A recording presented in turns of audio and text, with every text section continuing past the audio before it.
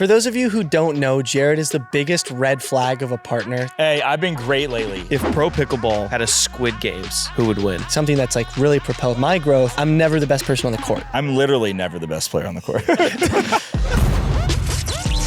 So you were the youngest 5-0 in pickleball history? No, like officially Guinness Book of World Records. If you had one paddle to fight to the death, what would you choose? The guy who kicked him in the face probably didn't mean to knock him out. You know, you kind of remind me of someone, Susan Boyle. Roscoe's thing is, come on, come on. There was one time you were like, twinkle, twinkle. No.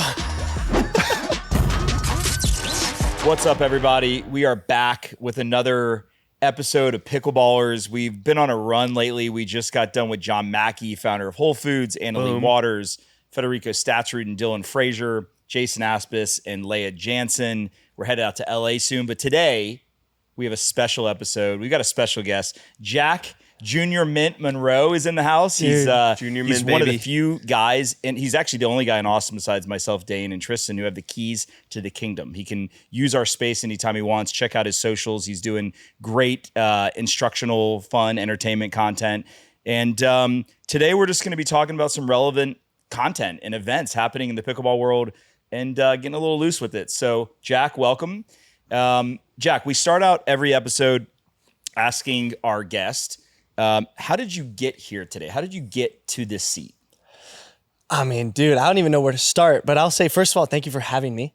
This is probably like the most I've ever looked forward to a podcast. Let's Typically go. podcasts, like, That's a big compliment for like a fifth episode. Yeah, thank so you. I'm excited. This is going to be the best one yet. But like in terms of how I got here, dude, you were one of the first people that like truly saw talent in me when I was coming back. Because I remember West Burroughs. Yes, Yeah. West Burroughs, one of the best pro players. He still plays on and off, right? Best people. Yes, you're one of the best people. And I believe he connected us when I was 18, starting to get back into it, because you've been running this for a bit now. But you were one of the first people that actually saw who I was and the talent and, you know, everything all encompassing about me before anyone else did. Before the first wave, before my first bit of clout in pickleball. And so big ups to you. And now look at us, like now I'm able to film here and now I'm, you know, competing and doing well. And I mean, I owe it all to you guys. Wow. And you in specific. That's generous. He owes it all to you. Yeah, well, not all. Okay. Wes Burroughs, I mean, he's a huge connector for all of us. I mean, I didn't meet you through Wes, Roscoe, but actually how I met Wes was I posted in the kitchen and I said, hey, I'm going out to LA. And two people that this person connected me with was Matt Manassi and Wes Burroughs.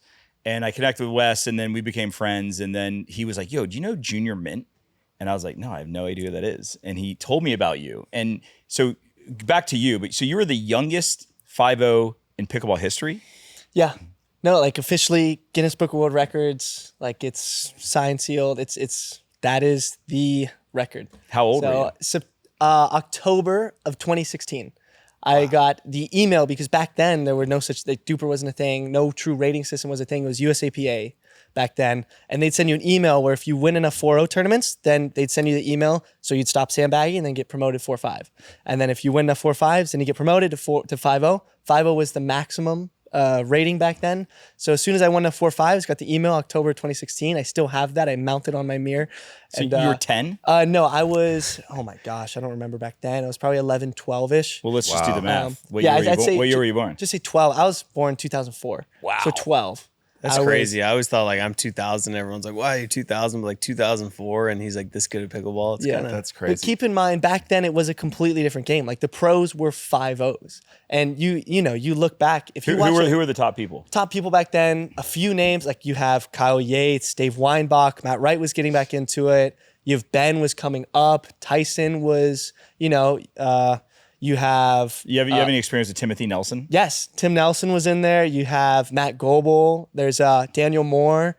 A few of those that are now Zane like Affleck? Yeah, Zane Affleck, which is a character, dude. He's awesome. But like there were a few of those names which now are, you know, are in the Hall of Fame, which is crazy to think about. But the game back then was completely different. You watch a gold medal match from 2016 and it was like, dude, it's just dinking. They'd get a ball hip high and they'd still dink it back. There's no such thing as a flick.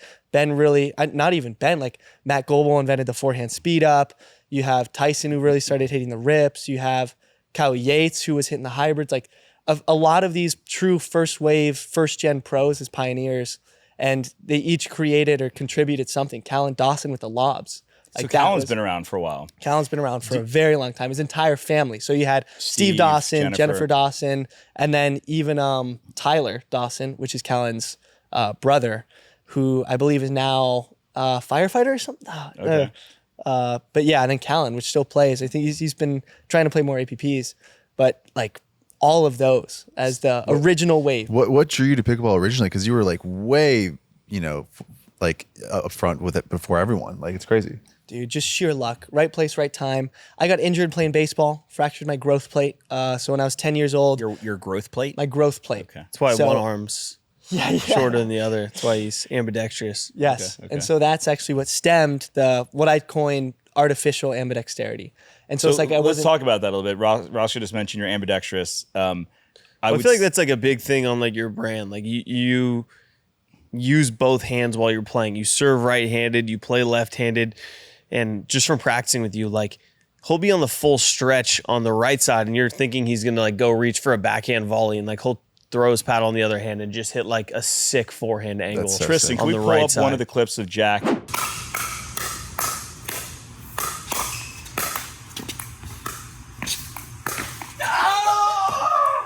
Like it's super sick. The only other player that I know that can play almost as proficiently with both hands is Ben. I mean, Ben's better obviously with his right hand, but would you say you're pretty equal with both? So my rating, like right now, my duper's a 6'6", but righty, I have a righty duper. I shouldn't say that because duper tends to like take those down. So I'm not going to announce the name, but I have a righty duper. Right now it's a 5-0 in singles, but I think I'd be around a 5-5 righty. If I just played righty, I didn't have a two-hander because that's not fair.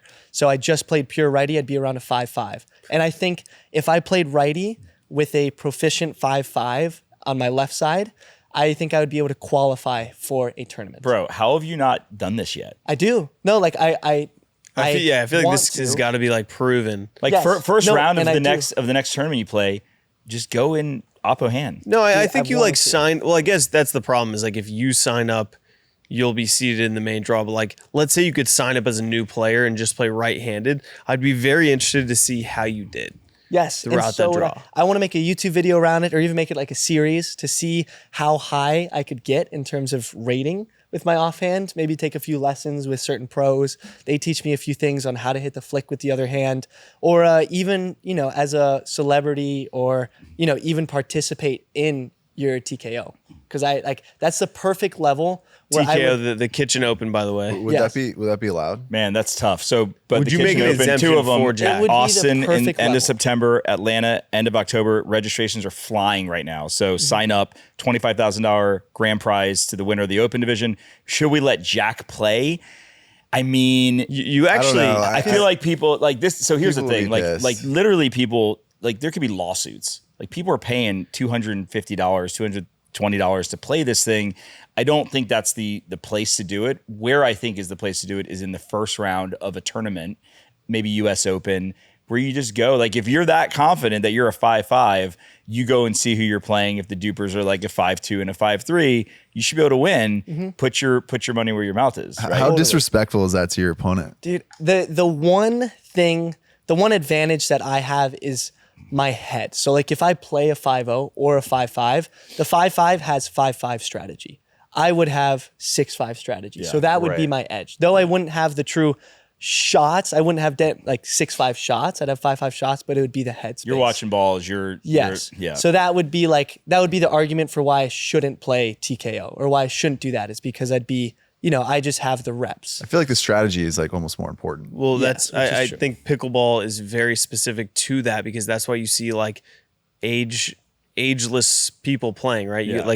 You see 7-year-olds who are able to beat like Because they're super just in the athletic right place at the right 20-year-olds. time every Yeah. single time. But, Court it's, awareness. it's the mind. That's Shots why you're fired. able it looks to like they're not even moving get an because edge. they're already there. Yeah, I would say pickleball is starting to become very athletic due to paddle technology and just high level athletes getting in the game. But the way it starts out is you're going to the park and you're playing against a 70-year-old who kicks your ass and you're like, what's happening? That's right like now? everyone's story. Yeah, that's Like, literally I everyone's went story. out, I played my first time, I lost to Yeah. the 7-year-old. Like these high level tennis players are like, and then I'm like, I got to be able to beat these people. But so let's take a step back. And so you've been around for a while in the sport. Would you consider yourself a historian of the game? Historian. I'd say I was part of the first wave of pickleball. But do you still go back? Because I love watching old like matches. Do you pride yourself on like having a deep knowledge of the older game? Yes, and that is exactly that's in my opinion why I anticipate better than anyone else, is because I have those amount of reps for, that long of a time horizon. Like right now, for example, if you put me and 10 other pros, I'm not stronger than you, I'm not faster than you, I'm not anything special, but I have the head. And so that head comes from being in the game. And the hair. And the hair. Speaking of which, you kind of remind me of someone. I don't know if you're going to love this or not. Oh, God. Hey, Blitty, can you pull up Susan Boyle? I was just, it just popped in my mind. Wait. Who's your lookalike then? I've gotten Tim Tebow. We talked Tim about this. Tebow. They call you Tim Tebow. They call me I've gotten Susan Susan Boyle. Boyle. We got John Mayer, I'd Cooper say- Flag, Ellen DeGeneres. I'd love to see you run the Cooper Wildcat. Flag? Cooper Flag. Ask Jimmy Miller. Yeah, he says. Well, hey, let's. Actually, I've gotten Cooper Flag many times now. Bro, but you look exactly like Jimmy Cooper Flag. Miller was the one who came up to me and was like, "You look just like Cooper Flag." And then it started. I didn't know who Cooper Flag was at the time, but then after that, I started getting Cooper Flag more. Dane, what do you got on your feet there, bro? Oh, I thought you'd never ask. I got our new sneakers. They're called DAPS. Wait a minute. I got them too. And they're so cool. You can wear them outside the pickleball court, on the pickleball court, in the clubhouse, in the club, wherever you want. These things are tight. Yeah, they're super sick. The chefs are rocking them, the Nashville chefs. Oh, look at that. Pretty soon, everyone will be rocking them. This is the hat. I've seen Jack rocking them. We got the Walker sisters. We got Zane Ford. We got Jordan Chrysostom. We got Tristan rocking them. Yep. It's a revolution, guys. So check out daps.fit. Fourth generation shoemakers out of Florida. First brand in 5 years that the kitchen has put our name behind. We love them that much. We've tried all the shoes. A lot of good shoes out there, but these are the pickleball shoe. So guys, Anna Leigh Waters, billboard, Times Square. Well, let's I think add something to that, because our podcast there's going to be out by the time this comes out. She said on our podcast, she was like, "We're going to New York after this, and we're going to do something really special." Let's pull up that clip. We're going somewhere right after this tournament that I'm really excited about. For pickleball or for fun? Kind of both. Can you share it? I can tell you where we're going. Okay. We're going to New York. So she says we're going to go do something really special in New York. She doesn't tell us what it is. This is what she was talking about clearly. Yeah. Well, and she signed with a new agent. She said it was part fun, part business. Yeah. And So I think her agent was able to set this up. But I also looked into an article that the Kitchen Guys Alex wrote, and it said that Gary Vee and Ryan Harwood also had something to do with it, and basically said that the billboard said she the most dominant athlete in the world. I mean, that was kind of Tyson's, or he was the most electric, according to Barstool. Well, the most dominant athlete in the world is definitely a bold statement, because we're talking about all athletes and then in the world. So it's yeah, but isn't it relative?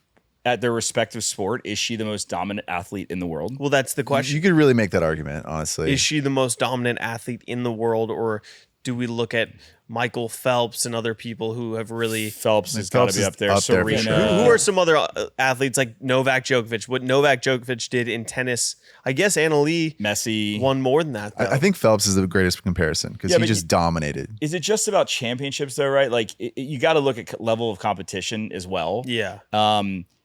MJ, how many titles did he win? 5, 6? I don't. Six Here's titles. the thing. 6 for 6. I don't think you can make that claim, and also I don't think you can compare it to pickleball, because it's just the pro game has not been around for as long as these other sports to say the most dominant. I mean, yes, she's the most dominant athlete, but I feel like once it's been around, once the competition has settled, we've seen people come in and out, then we can make that claim about pickleball. I think there's also different eras in pickleball, right? There's like, all of a sudden the paddles got insane, so I think that should be considered like a different era, and she's still dominating in that era for sure. She has been able to what she's switch. done is no doubt insane. I mean, it's ridiculous, and we asked her but she's not playing with the. I mean, she's been playing with the same paddle tech that she's had for 2 years. Paddle tech, great paddles, but they're not Yolas, which is even cooler, right?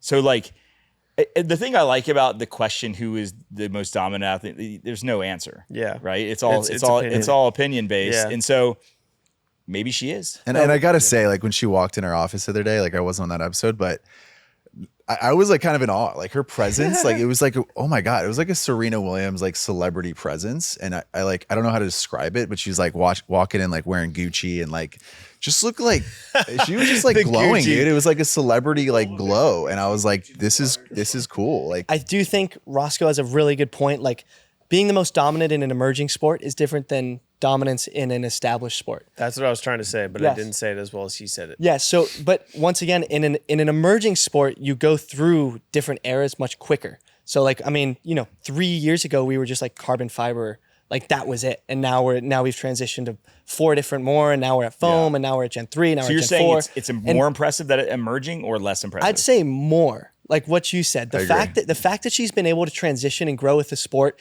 like every 6 months when it's changing is really impressive. Yes, you do sacrifice. Okay, there is no true pipeline to pro, so you won't have like tennis. It's going to be top of the line talent. In pickleball, there's not going to be as many just by sheer numbers.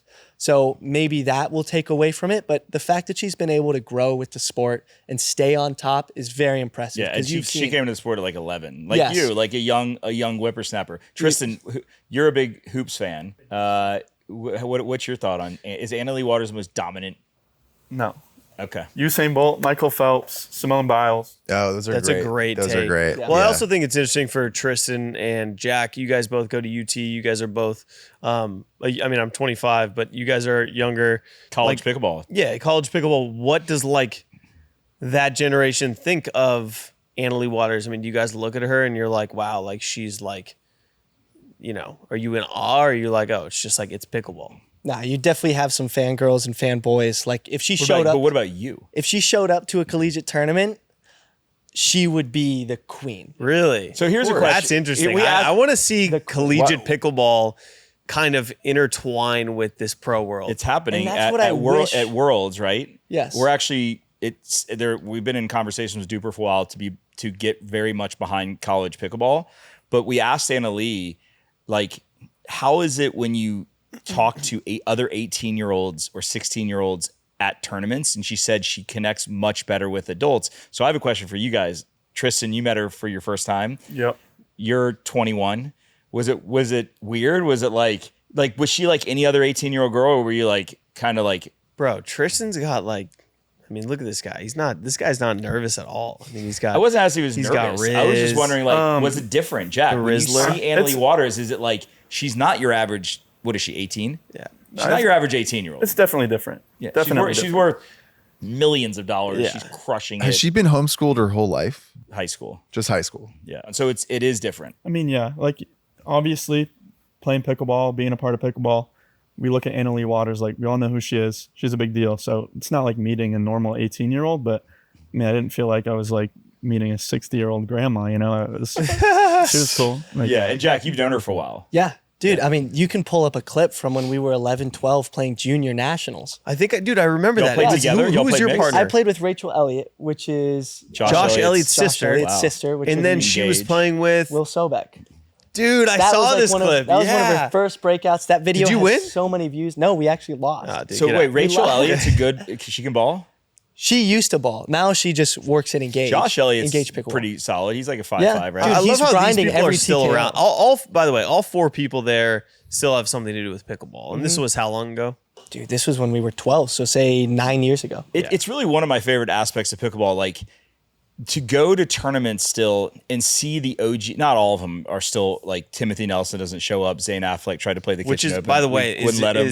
I wasn't around for that era. So I hear all these crazy stories about these people, and I'm like, I feel like I'm missing out a little bit. You can go watch YouTube, but a lot of them are still around. Like, not quite as old, but like Michelle and Rob Cassidy, they've been around for a bit. Kyle Yates, did he retire? Like, No, he's still playing. He played the U.S. Open. I mean, Kyle Yates to this day is one of my favorite players to watch. Like, he doesn't get enough credit. I think he was the guy for like a year, and then Ben came in and kind of trumped him. But like Matt Wright's pretty OG, right? I mean, 100%. I'd say let's go back to Kyle. Kyle has created so much for pickleball in terms of strategy, shots, yeah. and just making it more watchable. Like back then, he was hitting tweeners before anyone else. He created the Yates shot, which is the backhand to forehand speed people up. say it's the Gabe Tardio. No. Yeah. And he did so much for the sport. Even now, like obviously, he doesn't train on the pro side as much. He's now traveling, teaching, Surfing. Surfing, doing all that. But back then, he was the best of the best, and he did so much for the sport in terms of creating new strategies and stuff that he deserves to be in the Hall of Fame. He is in the Hall of Fame. Yeah. I think content-wise, too, he was one of the first pickleball players to start doing content, like 5 years ago. First pro I found out about, saw his vlogs and stuff. Like, Oh, really? yeah, I hadn't seen any That's super pro interesting. pickleball He's YouTube player before him. Why doesn't he play more? We need to get him on here, honestly. Yes. We need to get Kyle Yates on here. And Great just kind of, because that way we could learn a little bit more about what was going on Dude, back he's in got the day. so many stories. He's- He's told me some crazy stories that I won't even share. Yeah. But like maybe he'll share them. Can we talk about college pickleball for a second? Please, Now that please, we have please. Jack Okay, here? we're not done with Thank you. college Sure. pickleball. Sorry. Yes. Sorry. Quick story.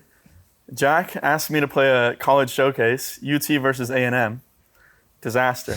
I went in Dallas. Jack wasn't there. It was with the UT team.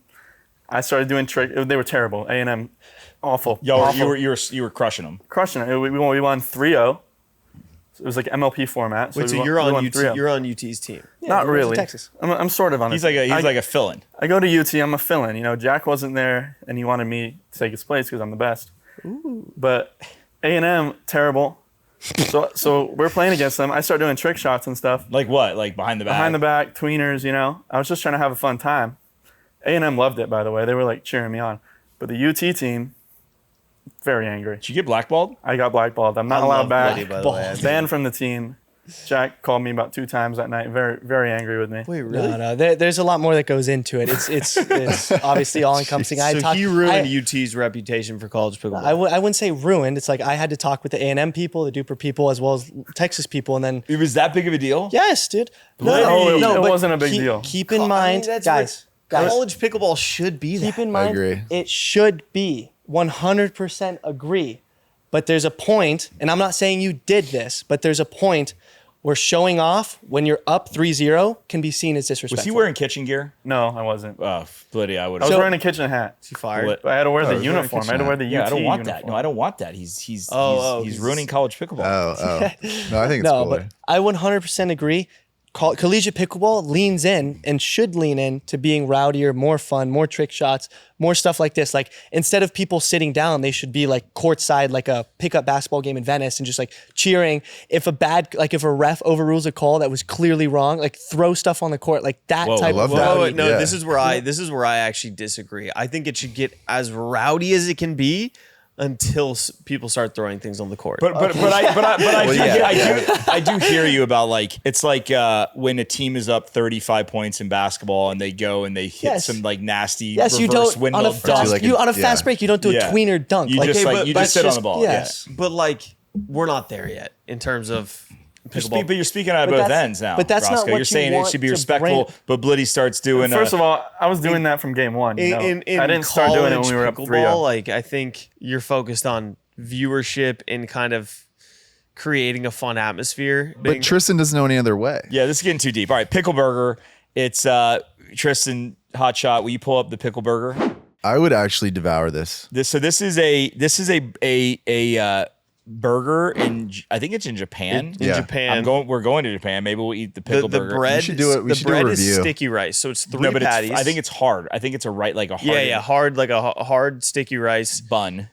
3 Bun. patties, and then there's like pickles. I was actually just looking at this There's morning. pickles in between. Would you eat it? No, I don't like pickles. You should know this. We're supposed to be good buddies. Our writer Alex said he wouldn't eat it. I would eat it. I would not. We're going to eat it. Yes. you have Yes. to eat it. Jack, if would you're you eat going it? to no, Japan. I don't do pickles either. Tristan, you don't do pickles? Uh-uh. Pickles No, are no, no. amazing. Okay, but Great. here's the thing. It's $12 So what? For 3 for a patties, though? fast food hold on, burger. hold Hey, on. but 3 For patties, everything, though? everything Question: is expensive. why is it called the Pickleball Burger? Like what? Like it's so random. Just like the Is it the pickle burger, pickleball like, burger? Or I think it's just It's the literally pickle No, the it's the burger. pickleball big burger. Yeah, that's How I big mean, is- they're trying to show hype on is- like a trend, but maybe they just hopped on For it. in a poor everybody. way. There is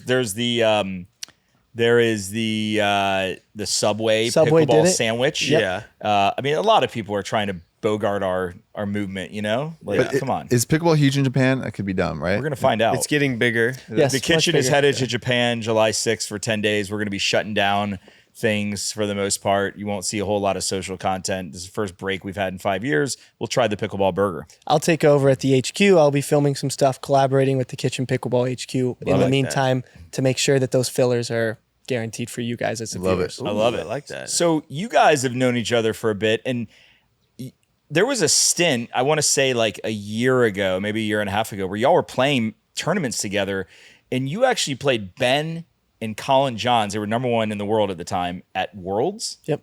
So let's say I started playing pickleball at the January 2023.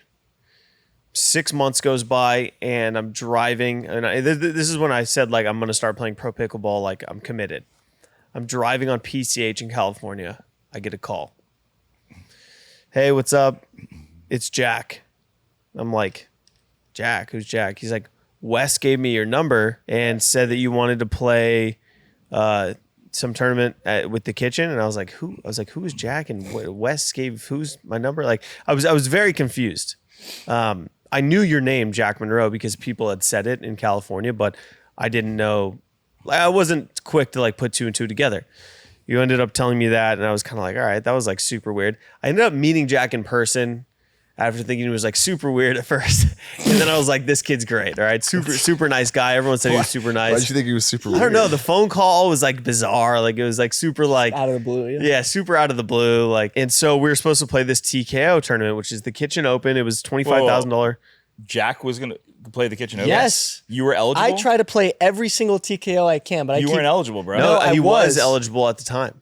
He was eligible at the time. Yes, I was. So I mean, I just got into it. I was losing in qualifying, and Jack hadn't won a main draw yet. Dude, you were a huge like conspiracy, or there was like a whole issue around you playing TKO. It was by the way. that was a nightmare. Well, because You went on a singles run. I went Yes. on Went on a Yes, singles yes, run. yes. Our rule was that you could not have won a main draw in the past year at PPA. and I got to or a APP. finals of a singles. APP. And people Was were that Sacramento or this APP? was Georgia. craziest thing Oh. ever. I won't say the name, but the winner from the first TKO calls me and he's like, dude, you're really gonna allow Roscoe Bellamy to play in this tournament? So long story short, so I'm supposed to play this Kitchen Open with Jack.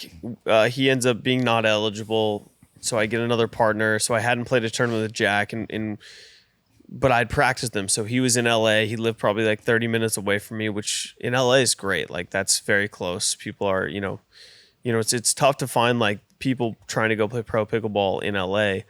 At the time, it was a lot easier because guys like Jack were there, but especially now, like people have left.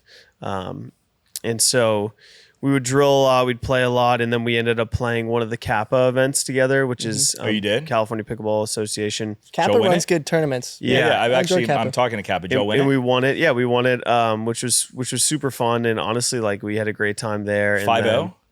then, Open. men's open. Yeah. Who'd you beat in the finals? Do you remember? Anders, who's a good buddy of mine now, Anders Kyron. Jansen and Kyron Birrell. We played like Jericho Grolman and Hugo. That was a good match. We had some good battles in there. Was Roman in there? Roman was Yes. in there. I Yeah, don't know how there were Roman some did good make players finals, in yeah. there for sure. I mean, Jack was significantly just better than most of the sandbagger. people there, and especially like me at the time too. Like I was still a tennis player. Like I was driving Jack, every was third. Roscoe good? He was raw. There's stuff that I did back when I first started playing that I didn't think about. Like I didn't think about pickleball fundamentals, and I actually think a lot of that stuff was the right way to play, but because I was told differently, like for instance, like switching my grip on my backhand flick, like I think that's actually good in today's pickleball, but I was taught not to do that a little later on, so I stopped doing it. So yeah, very raw is the right way to say it. But we played that tournament, and then we played a few tournaments down the line, and one of those tournaments was the first ever PPA Worlds tournament, or Nationals is what they called it, USA Pickleball. Right, and that was the beginning and the end. It was the end of the partnership between PPA and USAP, and it was the beginning of UPA. Because there were so many issues with that tournament, and PPA was blaming USAP, vice versa. A lot of paddle testing issues too. Oh I my remember gosh. like people were freaking out about that.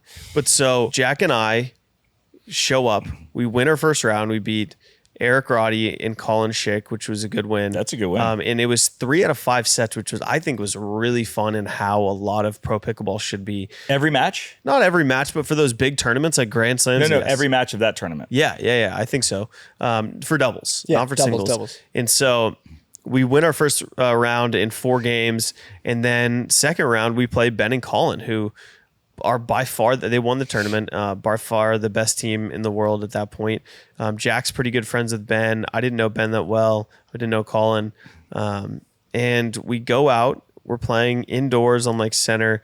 We lose the first game 11-4. We lose Indoors? Indoors. So it was raining out? Raining outside. We lose the first game 11-4. We lose the second game 11-0. And the first 2 games are complete nerves, I thought. Nerves and playing by the book, fundamental pickleball. I was watching this on TV. This was a big match. Like people started to know us after this match only because we got 1 game off them, which was hard to do at that time. Like people, especially with the paddle technology and stuff, you couldn't blast through them, although we'll get to that. We were just playing fundamental pickleball, falling to just Colin's resets and Ben's dinking, and we were getting smoked. It was intimidating because I was like, I knew what people were talking about after that. This guy's so good. It's not a winning formula against this guy. He hit the ball. This was on so Saturday, right? It was a big crowd. There were a lot of people watching, and people wanted us to do well, especially because we lost the first game 11-4, then 11-0. And the third game, we just started doing like stuff that we did like in practice at home. Like which was literally, I was serving as hard as I possibly could. I was taking the third shot, driving it as hard as I could, very tennis playery. And then Jack was doing what he does best, which is coming up to the net and using his quick hands. And so we were just driving and crashing over and over and over and over, and it was winning. And then other stuff started working in our favor once we started doing that. I started pulling my two-handed off the bounce, which not a lot of people were doing at that time. And I was firing at Colin a lot, and it was working. And it was like we kind of went against the grain of fundamental pickleball, and we ended up winning that game like 11-9 or 12-10. And it was pretty epic. We ended up losing the third like 11 or fourth 11-6. But after that, like Tom Dundon came up to me. And he's like, man, like because I saw him there, he had like a hood on walking out. He's like, man, you've gotten a lot better, because I played with him in Aspen, like when I first started playing. And then I remember Leah Jansen messaged me after that and was like, hey, like, you don't know me, but, I'm looking for mixed doubles partners, would love to maybe play. Like, it was a big deal for me, especially. It was just getting into the sport. And people talk about that match, I feel like, till this day, right? Like, yes, totally. I think that goes very under the radar as one of the just fundamental shifts that a tennis player can bring to the sport to beat the normal legacy pickleball pros. Yeah. Love it. And especially like him, like I wouldn't have been able to drive the ball like that and hit my big serves if it wasn't for Jack's quick hands, which I did not have at the time. Like I couldn't win a hands battle against these guys. But I would hit a big drive to Ben's backhand. Everyone's telling you to drop third, and Jack would come in and just clean things up. And it was super special, and definitely a great end of my first year of pickleball, playing the greatest team. I'd love to see you guys play today. What's up, pickleballers? Are you looking for the perfect energy boost on and off the pickleball court? Look no further than Rainstorm Clean Energy. It's not only great for energy, but it's great for your skin and hair. Look at my skin and look at my hair. Do you want that? Yes, you do. Fuel your game today with Rainstorm Clean Energy, available on Amazon. That's actually leads me to a question that I have for Jack. So Jack is basically the king of APP. I'd say you and Will Howells are like the 2 most dominant players. You have Purple Jesus. You have a couple other players sprinkled in who are winning. On the women's side, you have Megan Fudge. Is Jilly B playing well? Jilly B, you got Bobby Oshiro. Okay. Yeah. So you're kind of like carved out this niche where you're the top dog on the other tour. And, for me as your buddy and someone who is a big supporter of you, not that the APP is not a good tour, but I want to see you playing against the best players in the world. And that's the PPA, that's MLP. And how does it feel for you, seeing, there's just a huge tournament in Austin 2 weekends ago or last weekend, and all these pros are there, a bunch of your buddies. How does it feel for you not to be playing on that tour? Originally, there was FOMO, and there is a disconnect because there's 2 tours. Both are the pro tour, and the fact that just like live in PGA, the fact that they can't play each other is bad for the sport. But the good part is here in Austin, I get reps with the highest level players. Like I'm playing with Deckel, Colin, Zane. So I'm not disconnected in terms Ben of practice. A lot of the time too, right? Yeah, you were kind of Ben's drilling guy when Colin wasn't there before you moved to Boca. Yeah. So it is obviously on the APP, I'm ranked number 1 in men's doubles. Will's going to dip it after the end of this year to the PPA, and then in mixed, I'll take that as well. But the APP still has a lot of the younger talent that the PPA tends to farm. Yeah. And so Grayson Golden just got signed. Yeah, so you have like very, very good talent on the APP. They're just not as known. They don't have the exposure yet. And they're still, raw's the wrong word, but they're still coming up. So, I mean, being able to see different faces on the APP is quite unique. I love, I enjoy playing there. Yes, I obviously wish that I could play against, every single pro out there. Just not where it is right now. Yeah, it's just not where it is. The good part is it's not like it's a completely different sport for me or a completely different game, because here in Austin, I'm able to play with them anyways. Where do you see yourself in 12 months from now? I mean, 12 months from now, to be fair, I'm set where I am with the APP. I enjoy it. The fact that I only have 12 tournaments, I'm able to not only have an increase or a better quality of life, I'm able to do some content, do more content. So you're digging it. You're obviously MLP, missing out on that team format is huge. I wish APP starts doing like some of the shuffles that they did before in New York, like last year. I do miss like that team format. The good part is on the collegiate side, I'm able to participate on the team format. MLP was fun. I enjoyed it. So obviously that's a big miss, but shout out Chicago Slice, by the way. I'd love to have you on the chefs. Sucks you can't play. How good do you think you play in MLP and PPA? In MLP, I'd be premier. I'd be like, I know you were the top player in Challenger last year. Right? Yeah. I think it was you, Jaume, maybe. Yeah, like, there was I forgot the Eva stats. and then me.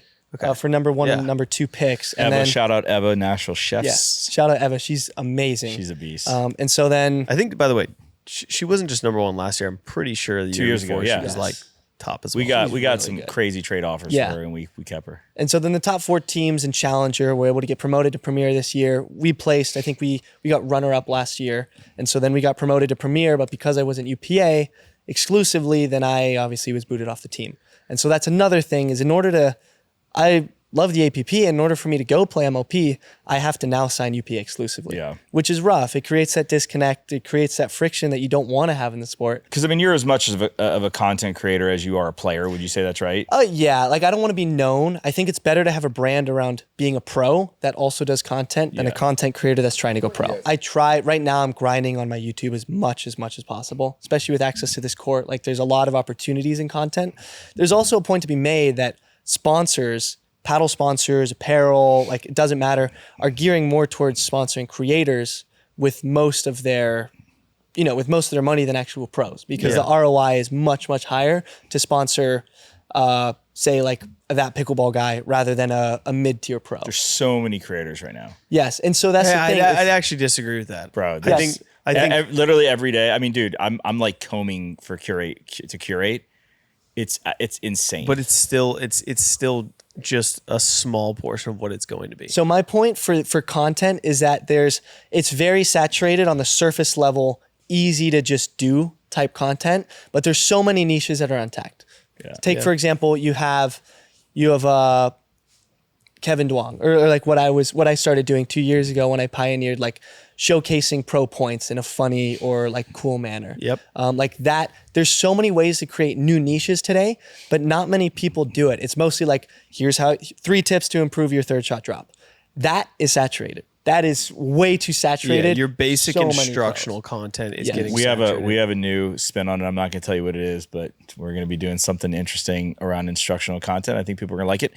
Might be a little controversial. Might be a little bit. Let's dive into some of the kitchen community. For those who don't know, we launched as a Facebook community. We're 167,000 of the most diehard pickleball players. We did a poll, 80% play 4 days a week or more.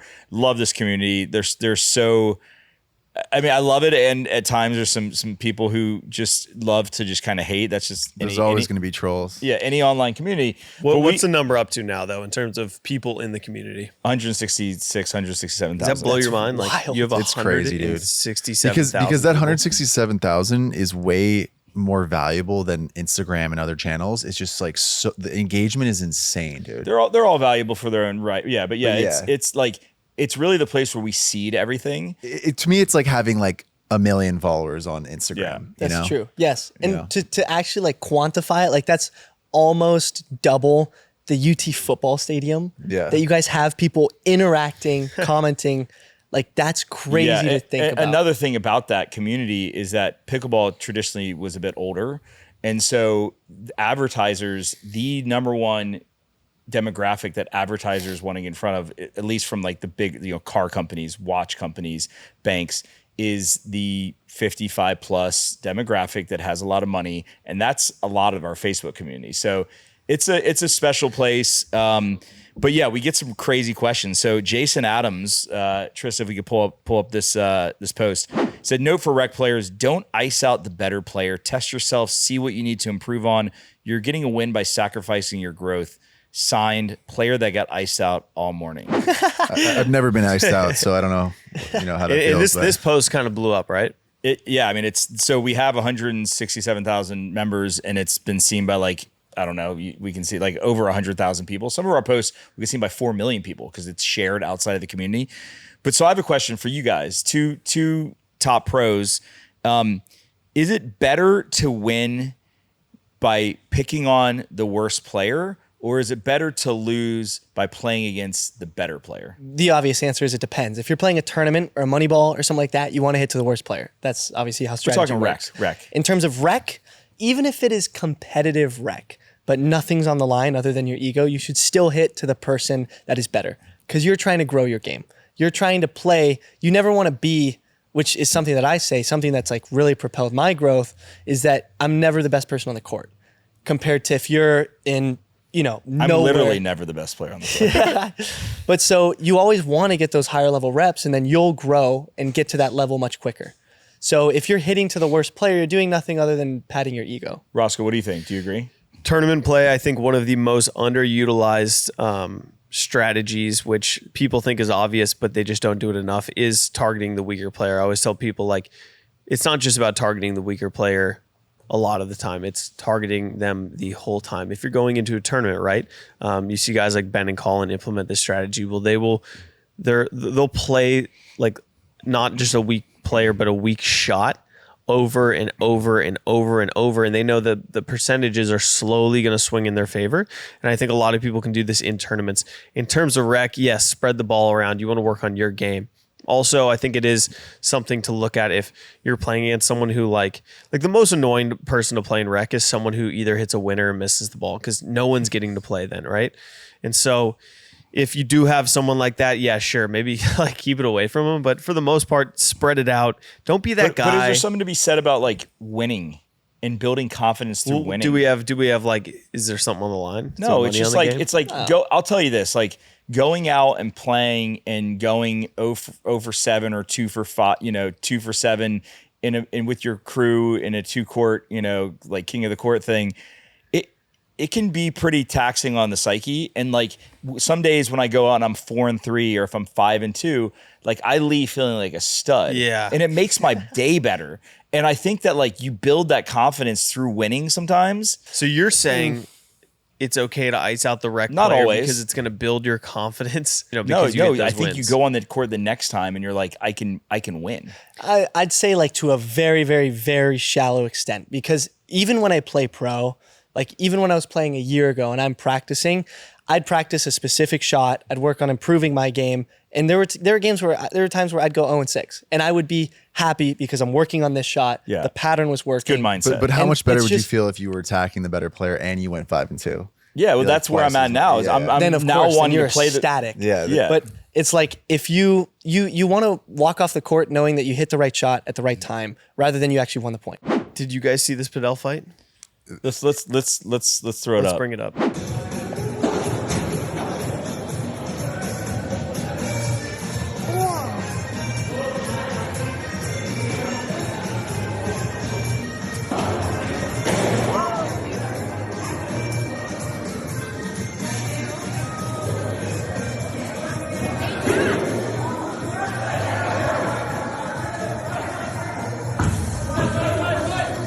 The fact that the dude was using the side of the paddle as a weapon, Is like that's crazy. that's like a felony. That's a Yeah. straight That felony. is- Where is- do you guys? Sorry. I think it was in, Get it. I think it was in- Get it out. Get it out, Roscoe.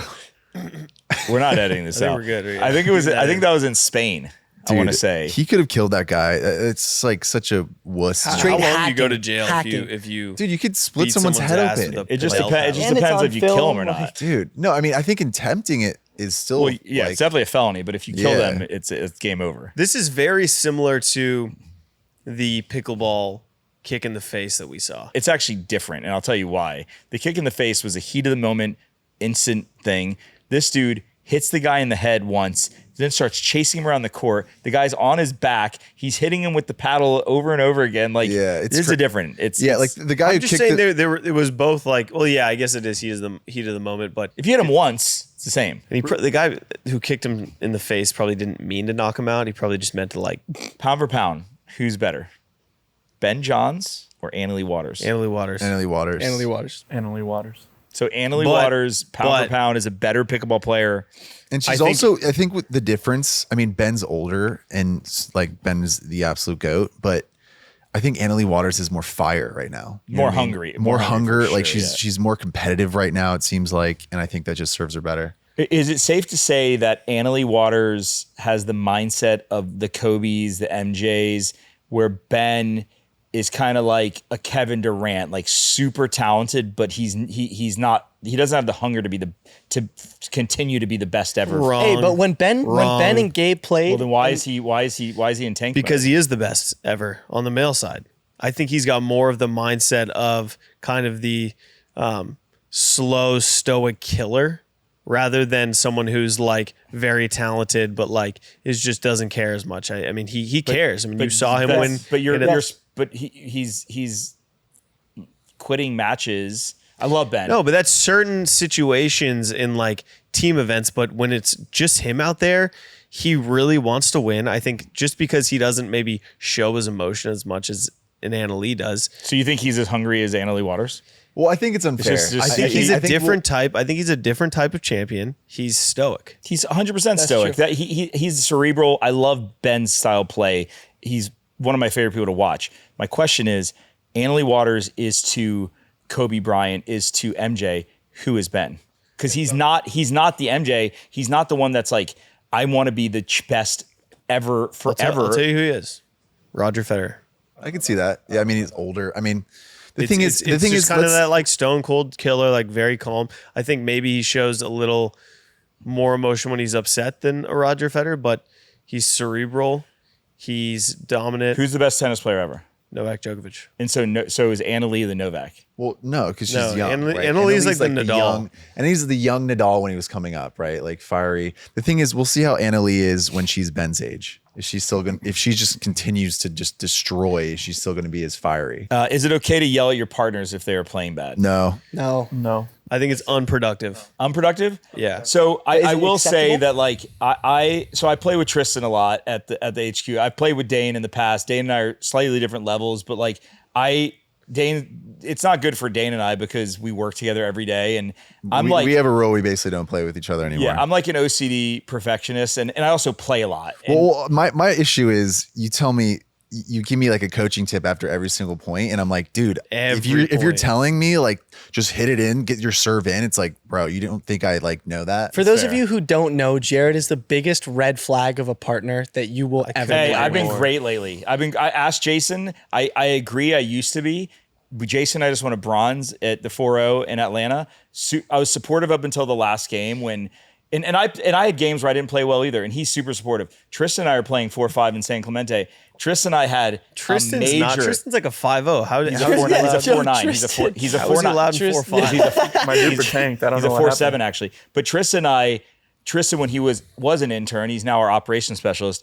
We played one day and I was coming hard at him. And it got to the point where he was like, we had a whole like fight about it. And I think I've really tried to be way more supportive, and I actually needed that. Like I'm a dominant personality. So it's good. It's good self-awareness, and it's good when people tell me, dude, you got to chill I out. think there's a fine balance. Like Kobe used to kind of get on his teammates. Michael got on his teammates, and he would get the best out of them. I'm like But the Kobe. No. But like Oh, but you they need to know not- how. like, but you you need to know socially you aware. need to know yeah. how, and I think it works in differently for different sports. Like when you're yelling at your partner on the court, I think it makes them tighter and it makes them overthink, which is not going to serve you well. But now I say to Great. Tristan, That was a great point. If you're yelling at your partner, trying to motivate them to bring the best out of them, I think there's that a way should to be do it. okay. You That's can be a great you can point. yell come at on, them and be dude, like, let's yo, go, you're come on. way better than that. That's what I do. That's what I do. That is with what it needs to be. But you That's can't what I be do like, with but you Tristan can't be now. like, dude, you can't do that. Like, God, that's not good. That's like, do fair. that. Like, there's a difference. That's Like, fair. But now very with Tristan, genius I'm like take. Tristan, dude, you're the best player on this court. Let's go. Like take That- over. see, that be is- big. Be big. Tristan, Like, you got this. yeah, like, Stop that's- doing behind the back trick shots and getting Like- all of college pickleball hating you. Exactly. Like getting your partner to be like, yo, snap out of it. Like, let's go. Like, that's helpful. Yep. Okay. Phenomenal take. Jack had a question. Pickleball singles scoring should be tennis scoring. I kinda like- Can I you kinda like explain? it. Because for those who don't know tennis scoring, So tennis scoring is obviously you have one set, you can do best of 3 sets, whatever. There's love, 15, 30, 40, and then that's obviously the game. well, deuce added. Yeah, deuce Hold if on. it's tied at 40. To a new person, what do you think is more confusing? Like learning the pickleball scoring or tennis That's scoring? true. That makes tennis scoring I look think very tennis difficult. scoring. Yeah. But yeah, so the No. point is, then you actually, I understand with side out scoring and singles already, you have offense and defense, but here it's really like if you get broken, then the game or the entire match could shift. And so being able, like I that, just want to actually. try. I want to try how different, I want to try to see on a pro level how different strategy would be if you get 2 serves or if you just have 1 serve, but then every single game is tennis scoring where you keep this. I You kinda keep like it. it. I You kinda keep like it. it. If you There's get more of a- broken, then that's like a huge mental break for you rather than just a side out. I like that. There's more of an emphasis on serve and return in terms of, hey, I got to hold serve here, or it's going to be very hard to win the next game. But the thing is, pickleball is like less. The serve is less important in pickleball. And do you want to know why this will not happen anytime soon? Technology. You can't. There's no way to track it. Duper. There's no tournament software for it. It's kind of a moot point. Yeah, so try it for, of course it's a moot point. I mean, this is something that you just brainstorm with friends. Yeah. And I want to see it, try it at like a singles money ball. Host something here with 8 guys, try tennis scoring and see how different the atmosphere would change. I love that idea actually. All right. Grunting. Who grunts? Roscoe, you're not a grunter. I'll let out like a little like grunt sometimes when I'm like really like deep in the match, but I don't think it's on purpose. Jack, you a grunter? Don't like grunting. Scientifically, it increases power by like 3% breath, or something. right? Yes. Yeah. Exactly. So grunting is a byproduct of that. And so it is better for you performance-wise, but I don't like it. Don't like hearing it on the serve, the return, the third, every single shot. And like overall, if you grunt, then it'll just push me to be more energetic, and just because it bugs me in a way where it's like, dude, just don't do that. If you're doing it People every don't time, like it's it. a little Yes. annoying. You know what I think is so funny is when someone grunts super loud to kind of put pressure on their opponent. Like, I just did a really good shot. They're solid, gonna like, yeah. you know? The Like extended who does grunts- it? A good buddy of mine, Hunter Johnson, if he hits like a winner, he'll like hold the grunt like extendedly. Yeah. Yes, Let's pull up a clip of Hunter doing that because it's very like if he hits a winner, he'll be like, "Ah!" More control, smart play.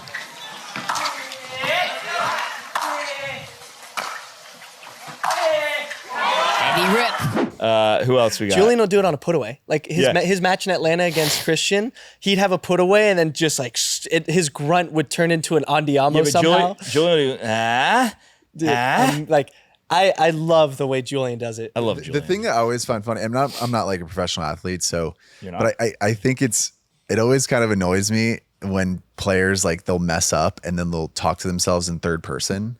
Be like, oh come on, Dan, you're better than that. And Anna it's like- Lee's and a I'm big third person talker. Dude, it's just like, come on. Like, why do you need to just yell that? Bro, it's what they do. I mean, Roscoe's thing is, what's your thing? So big. No, but your other thing, you always do it. You're like, come on, Go big or go home. What? I've never done that before. bro. You have a thing on the court. It's like Wes and I talk about it. so big. No, in between points, you're like, come on.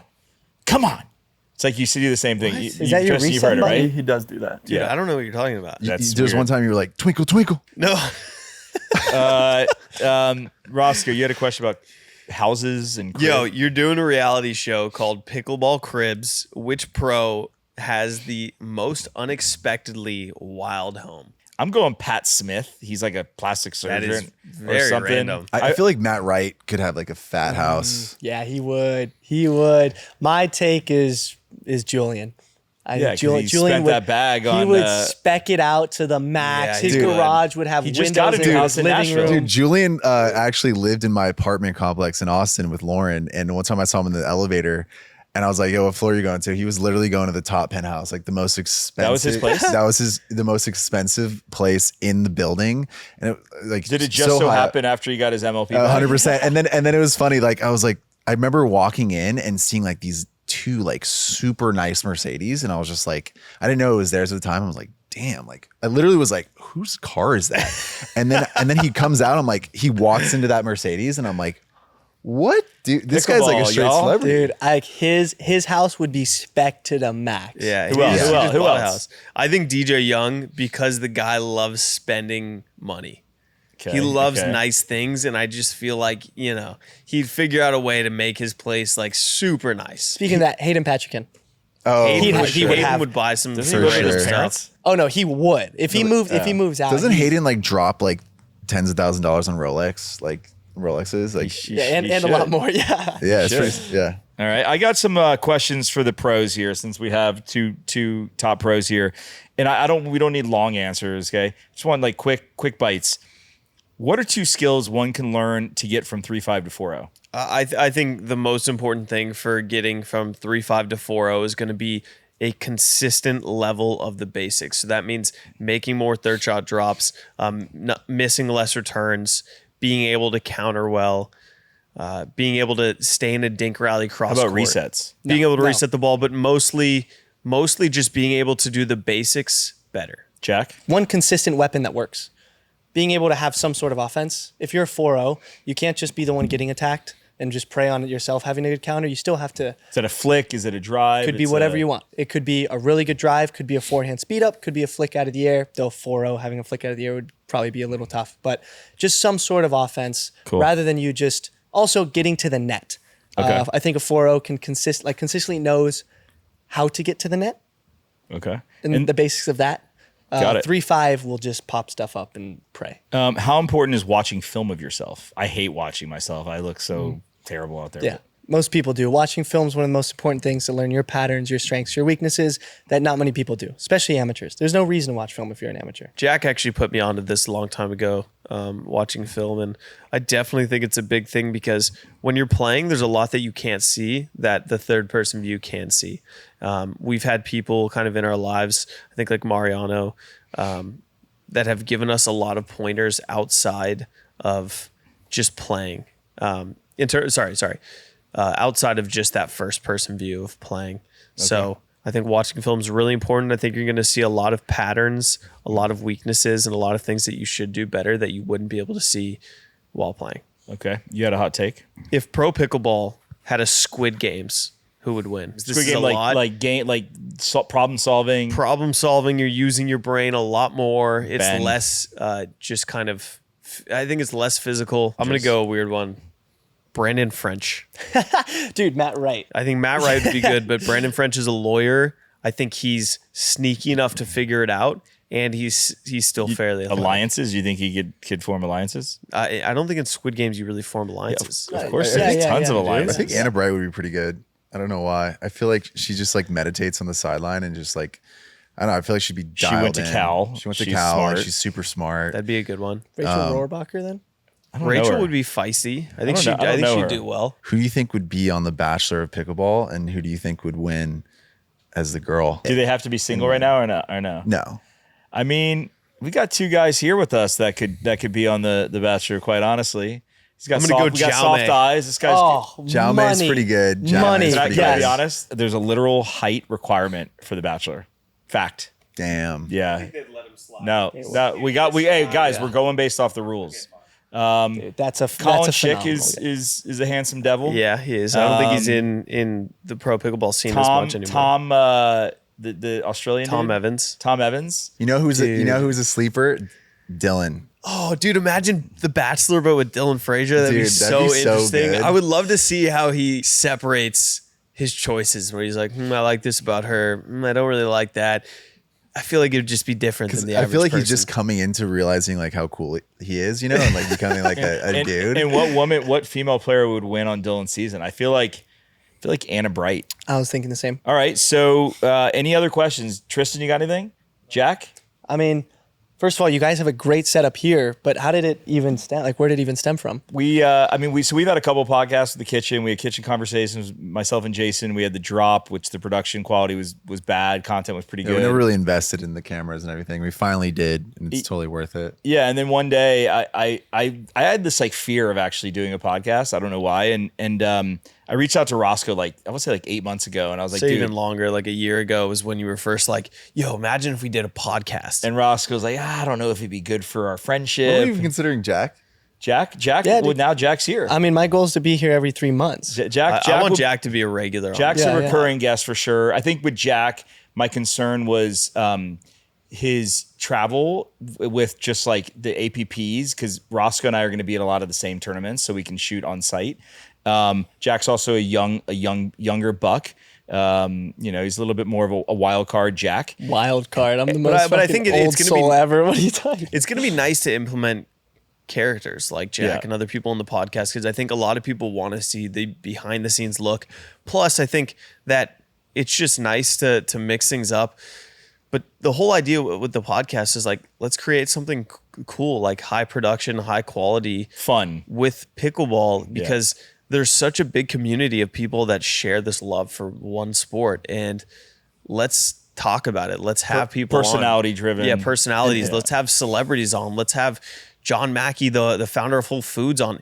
Everyone, Brees, Jamie Drew Foxx. Brees. Yeah, and so I think you're just going to see more and more of that stuff, and it's just a place where people can kind of learn information and be entertained by the sport that they love. And So, our goal is to kind of make it just as much about life than it is about pickleball. yeah, It seems much Cutting bigger. it up, chopping it up about pickleball. Pickleball is the anchor, but we talked to John about his entire journey on how he started Whole Foods, and then there's more of that than pickleball, and that's okay. Like we all love the sport, and we all have our own stories.